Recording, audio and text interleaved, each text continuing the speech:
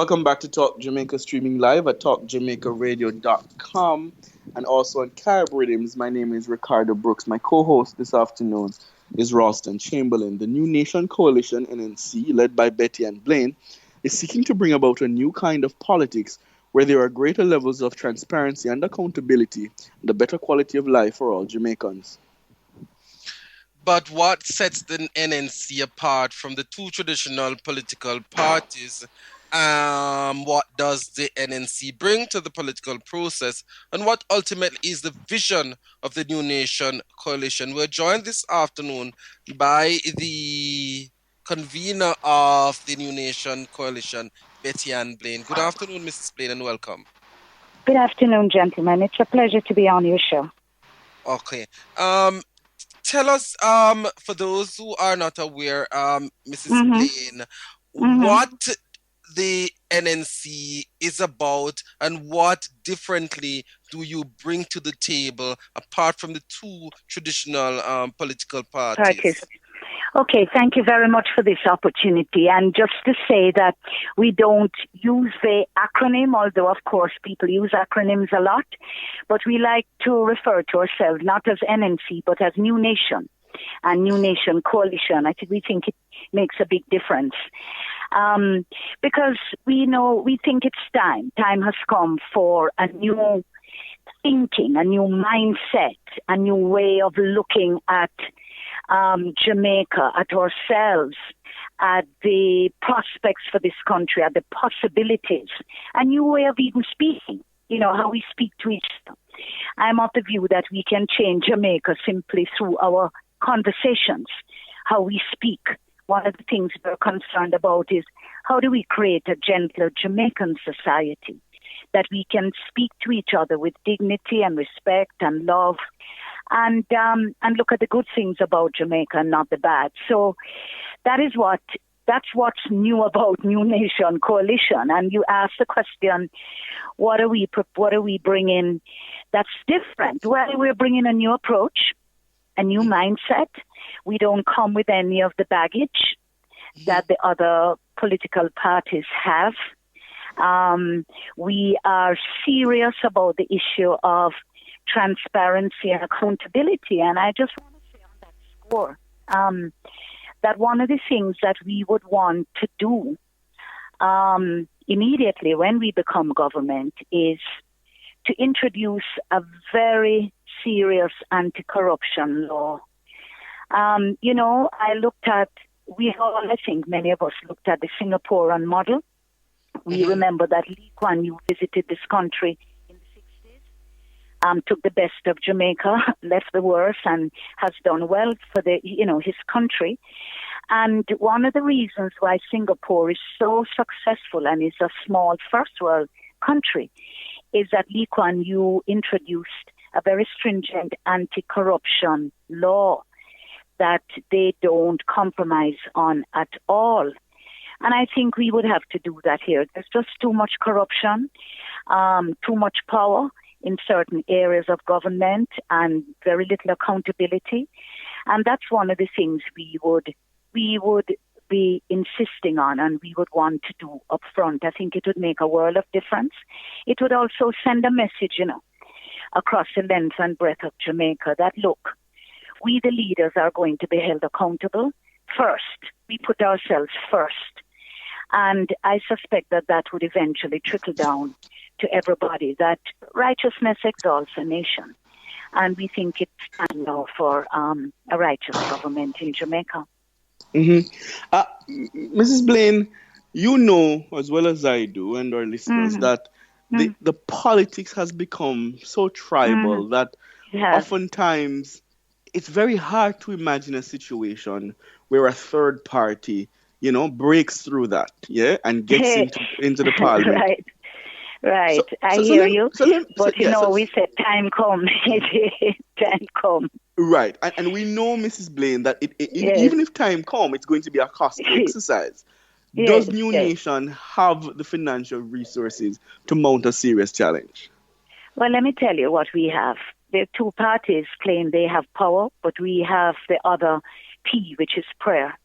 And already we're getting support from people outside of Jamaica and people here in Jamaica. Because I think people are fed up. And you said it a while ago. They're fed up, fed up. I'm sure as young people you are fed up too of the tribal nature of the politics of Jamaica. Actually, that's one of the things that has kept us back. I mean, you can't. I have been trying for decades to ask, where are the independent voices in Jamaica? Who are those persons who are prepared to just speak honestly and openly? Do you know that even today, as you and I speak, there are people that want to be able to speak about certain things, want to make certain things public, but people are afraid and intimidated because of the tribal nature of the politics. If you offer a suggestion, it appears or it is taken to mean that you're an enemy of the state or you're against a party. And so that is one of the things that I think has held us back.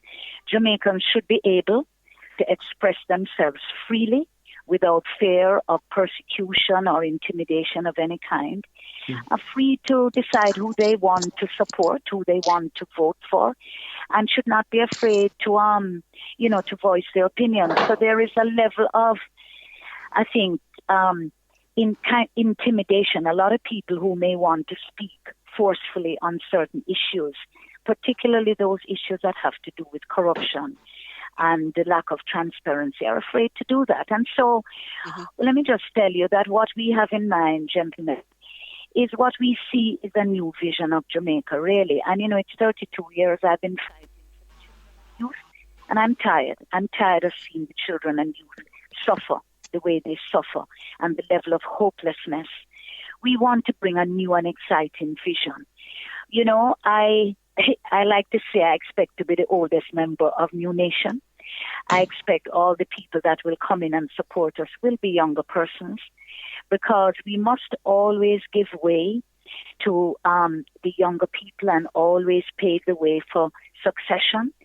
And I think the young people have become, many of them, very, very hopeless. 80% of them say their ambition is to leave Jamaica and go to foreign. Now, that is a serious statement for any. That means that we're in deeper trouble than we think. If most of our youth want to leave here, then what's the future for this country? So what we want to do now is to paint a vision where every Jamaican is respected, valued, treated as an equal member of the society, given the same equal rights as, everybody else. Justice is very, very important to us because the Jamaican society is very unjust, and the people know it. This is why the placards always say we want justice. Another area, gentlemen, that we are going to focus on is this matter of family life. We believe that if you fix family, you fix Jamaica. And that's one of the areas we would want to create a ministry of family affairs, which would begin to look at how we can begin to reconstruct family life, house by house, community by community. And we have other exciting ideas about employment and the environment, other critical things that we know we're going to be able to share as we go along with the Jamaican public. But you asked about where we're going to get the money to compete with these two political parties. Well, it's interesting. New Nation Coalition is founded on Christian principles. And we know our story is a classic David and Goliath, and we know who won out in the end. And so we recognize that we don't have the resources they have, certainly not. But what we have is a power of prayer and a vision that we hope Jamaicans will embrace and will come on board and support. Mrs. Blaine, I hear you saying that New Nation was founded on Christian principles, and Yes. as well as Yes. I do, that there are several quarters in this country that Yes. have a hostility to the idea that politics and Christianity should mesh. So if we have conceivably a New Nation government, could the Jamaican people expect that it will be a government that champions moral issues? We're talking about the abortion, the gay agenda, capital punishment. Should Jamaicans expect of a government led by you a strong emphasis on those issues? We would. And it's all moral issues. It's not just the ones you mentioned. It's all of them, the whole gamut, the whole issue, as I said before, of honesty and integrity, the whole business of accountability and transparency, because we do have a lot of serious, serious problems in Jamaica, and a lot of them are deep moral issues. Look at the children being abused by everybody, heterosexuals, homosexuals, everybody, family members, mothers, fathers. Jamaica we are going to have to regain our moral compass. There's no doubt about it. Yes. And we believe that one of the problems is that we have turned our nation away from God. And we need to get back to some of those principles and the values: honesty, integrity, love for God, love for neighbor. That's what we're talking about. And Mrs. Blaine, you don't get the impression that perhaps we're too far down the wicket in terms of the moral decline of Jamaica to be able to wrest it back from that point? Never. It's never too late for good. And good always overcomes evil, I can tell you. This moral decay can be reversed, and we've seen it reversed in many other societies. And when you talk about the young people, this is what's so critical, because if we're going to reverse it, we need to do it now before it slips any further. And we need to begin to teach our children and our young people what those values and those principles and those morals are. You know, as I say that to you, I remember when I was in primary school, I remember every story we read, every lesson we learned, the teacher would stop and ask, "Now, students, what is the moral of this story?" It was always a fundamental question you could expect to get after every class. What is the moral? And so we're going to have to go back and say, what are those morals that we want to uphold in this Jamaican society? Because most of our problems are not economic, They're not. They are in fact moral, and they are social. And I believe that if the mindset of the people change, if we understand who we are, if our self-esteem is improved, if we feel valued and respected, if we educate our people and give them employment, I would say half, if not 3/4 of the battle would be won. But let me ask you this, Mrs. Blaine, because I'm reading here an article in February of 2011 where there was a merger between New Nation Coalition and the NDM, and to form what would be the New Nation movement. Are we to understand then that this no longer exists? No, it was never a merger. If the media reported it as a merger, then that would have been an error, because it was never a merger. We partnered with the NDM 3-4 years ago to work on two very specific things. One was that we felt as two third parties going out to register persons to be members, that it would make a lot of sense that we did it as one. In other words, we would kill two birds with one stone, for lack of a better term. So we would go out and register both, if somebody wanted to register for the NDM, they could do it. If it were for New Nation, it would be done at the same time. So we felt there was an advantage to do that. The other thing we worked on jointly was the electoral reform process, and we spent a lot of time, the NDM and ourselves, doing that work. And we felt satisfied that we had a significant input. I'm not sure, certainly it doesn't appear as if those reforms are going to be implemented for the next election. But we put forward some very good ideas as third parties. And that was the extent of the partnership. It was a collaboration, never a merger. And going forward, would we see then a partnership with the NDM in terms of the New Nation? Well, here is what I say. We are a New Nation coalition. That's the name of our movement. So we are prepared to work with others who are like-minded. But one thing we're very clear about is that we will not join with any others who do not support the values we support. And we understand that, look, people have different ideas, and that's not a problem. I mean, we can always arrive at consensus on certain things.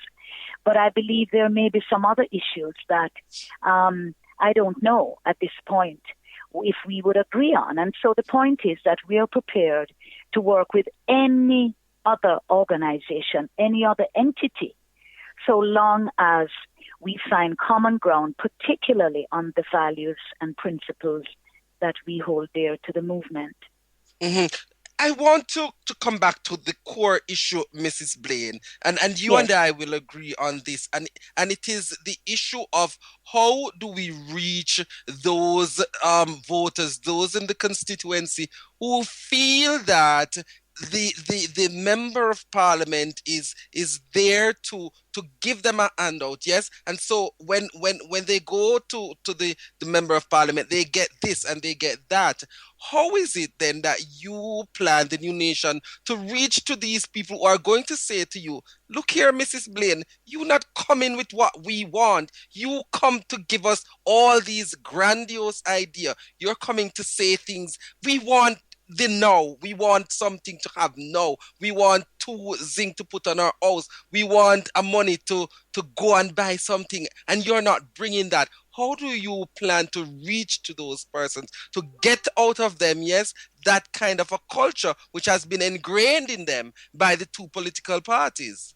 And you are right, it has been ingrained, but I believe that it can change if we are able to speak, which is what we are doing and intend to intensify.